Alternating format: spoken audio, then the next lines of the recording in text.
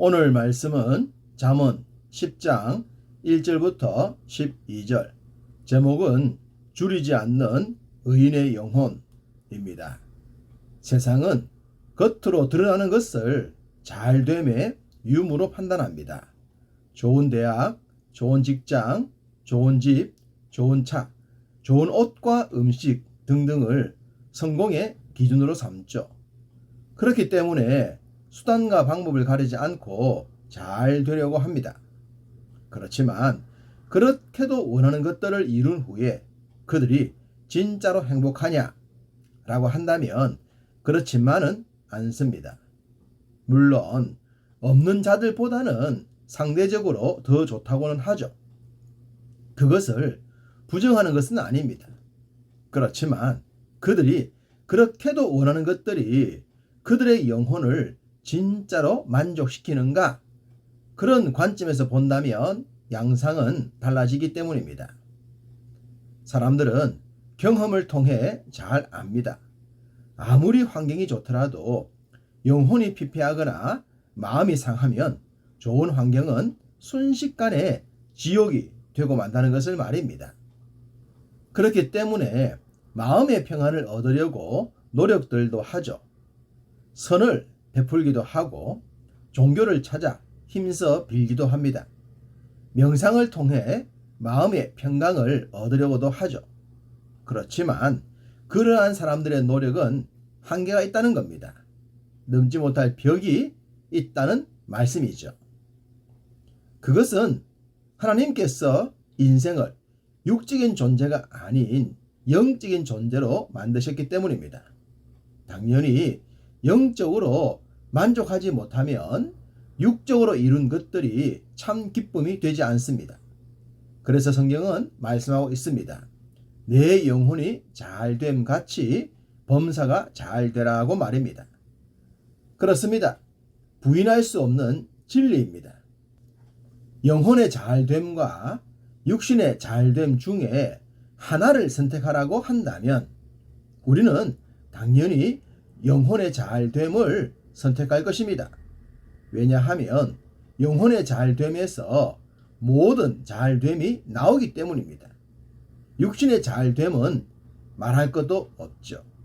그러나 영적인 것이 더 중요하다는 것을 모르는 자들은 무조건 육신의 잘됨을 선택합니다. 그랬다가 순식간에 잃어버리거나 빼앗긴 후에야 깨닫죠. 이게 진짜가 아니라는 것을 말입니다. 하나님은 말씀하십니다. 3절, 여호와께서 의인의 영혼은 줄이지 않게 하시나 악인의 소욕은 물리치시느니라. 하나님께서 의인의 영혼을 줄이지 않게 하심을 믿으십니까? 당연히 믿으시겠죠. 그래요. 우리는 이 말씀을 믿습니다. 그렇기 때문에 이 말씀처럼 우리들의 영혼은 줄이지 않아야 하는 것입니다. 그래야 아멘이 옳다 인정함을 받게 됩니다. 영혼이 줄이지 않아야 땅에 있는 것들이 풍족하지 않더라도 고나지 않게 됩니다. 이론이 아니라 실제의 삶에서 말입니다. 이 구절엔 의인의 영혼과 악인의 소욕이 함께 등장합니다.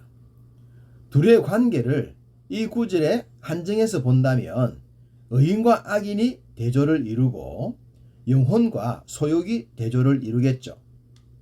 그렇다면 의인에게 속한 것이 영혼이 되겠고 악인에게 속한 것이 소욕이 되겠습니다. 즉 의인이 영혼을 위해 산다면 악인은 소욕을 위해 산다는 것입니다. 의인은 영혼이 잘 되고 영혼의 평안을 위해 사는 것이 생의 목표라면 악인은 소욕이 인생의 궁극적인 목표라고 할 수 있습니다. 당연히 소욕이 인생의 목표인 사람은 수단과 방법을 가리지 않고 소욕이 만족할 때까지 채우려고 하겠죠. 그러다 보면 욕심이 잉태하여 죄를 낳고 그 죄가 장성하여 사망을 낳게 되지 않겠습니까? 이러니 소욕을 위해 사는 삶은 해피엔딩이 될 수 없는 것입니다. 의인과 악인의 이 모습처럼 또 다른 두 명을 본문은 대조하고 있습니다. 1절 솔로몬의 잠언이라 지혜로운 아들은 아비를 기쁘게 하거니와 미련한 아들은 어미의 근심이니라. 지혜로운 아들과 미련한 아들입니다. 여기서 지혜로운 아들을 의인으로 3절에 미련한 아들을 악인으로 연결해도 되지 않을까 싶습니다. 무엇보다 어미에게 근심을 주는 아들을 의인이라고 하기는 어렵지 않겠습니까? 아무리 자기 분야에서 전문가 소리를 듣는다고 하더라도 부모의 근심이면 답이 없는 것입니다.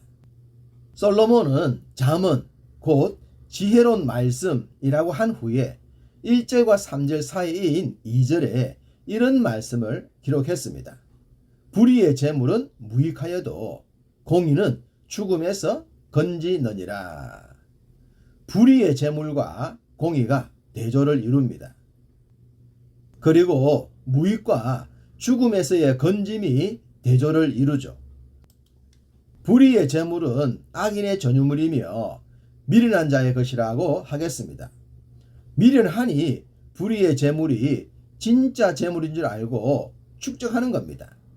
이런 재물은 아무리 많이 가져도 만족함이 없습니다. 모으면 모을수록 더 가래집니다. 마치 소금물을 먹는 것처럼 말입니다. 그에 반해 지혜, 공의, 의인에게 만족함이 있습니다. 많지 않은 소욕에도 감사하며 근심보다 기쁨 주는 삶을 삽니다. 자기 자신과 부모님 그리고 지체들에게 말입니다. 오래전 다녔던 교회에 한 장로님은 사업을 하셨는데 몇 가지 죄로 구치소에 들어갔습니다. 담임 목사님께서 신방을 가셨는데 이런 사람에게 신방을 왔다고 핀잔을 들었다고 하더라고요. 제가 좀 어릴 때였기에 자세한 것은 모르겠지만 어쨌든 좋지 못한 일로 이런 일을 당하고 담임 목사님이 그런 곳을 신방 가게 했다면 기쁨이 아니라 근심의 사람이지 않겠습니까? 성도라고 하더라도 영혼의 만족을 얻지 못하면 세상 사람들과 다를 바가 없어진다는 사실을 잊지 않아야 할 것입니다. 6절 의인의 머리에는 복이 임하나 악인의 입은 독을 머금었느니라. 의인의 머리와 악인의 입을 대조하고 있습니다. 머리는 생각하는 존재죠. 옳고 그름을 판단하는 존재입니다. 당연히 의인의 머리는 복을 추구하지 않겠습니까? 그에 반해 입은 문제 소지에 그는 일대가 많습니다. 많은 사람들이 입 때문에 낭패를 당합니다. 그래서 입은 닫으면 닫을수록 더 지혜로워 보일 정도라고 합니다. 그렇지만 실상은 어떻습니까? 남이 말할 여유도 주지 않고 자기 말만 하는 경우가 있죠. 그런 사람들의 말은 내용이 없을 때가 많습니다. 그래서 솔로몬은 악인의 입은 독을 머금고 있다고 한 것입니다. 때로 사람의 말은 치명상을 주는 독보다 더 독할 수가 있습니다. 솔로몬은 악인의 입에 있는 독에 대해 11절에도 얘기를 했습니다. 모 정치인이 가족에게 했던 욕이 보도된 적이 있습니다. 이런 욕을 할 정도라면 의인과 악인 중 어떤 반열에 속했다고 할까요? 8절과 10절은 반복해서 입이 미련한 자는 멸망한다고 했습니다. 저도 말을 많이 하는 사람인데 정말 곤란스럽습니다. 솔로몬은 대조와 반복을 통해 의인과 악인의 모습을 표현하고 있습니다. 우리의 입만 사용을 잘 하더라도 악인의 반열에 들지는 않겠다 싶습니다. 하나님은 우리의 소리를 듣는 대로 행하신다 하셨으니 우리의 입이 중생하도록 해야 하겠습니다. 그럼 어떤 입이 거듭난 입일까요? 어떤 입이 의인의 입일까요? 11절 의인의 입은 생명의 샘이라도 독이 아니라 생명샘이라고 하십니다. 물이 솟아나는 곳이 샘입니다. 저수지는 갇혀있는 물이고 강은 물이 흘러가는 곳입니다. 반면 샘은 물이 솟아나죠. 그래서 샘이 강을 만드는 겁니다. 입이 중생했다면, 그 입을 가진 의인이 중생한 사람이라면 입을 통해 생명이 나타날 줄 믿습니다. 12절은 미움은 다툼을 일으키고 사랑은 모든 허물을 가린다고 했습니다. 거듭난 입, 거듭난 의인은 허물을 가리는 자가 아니겠습니까?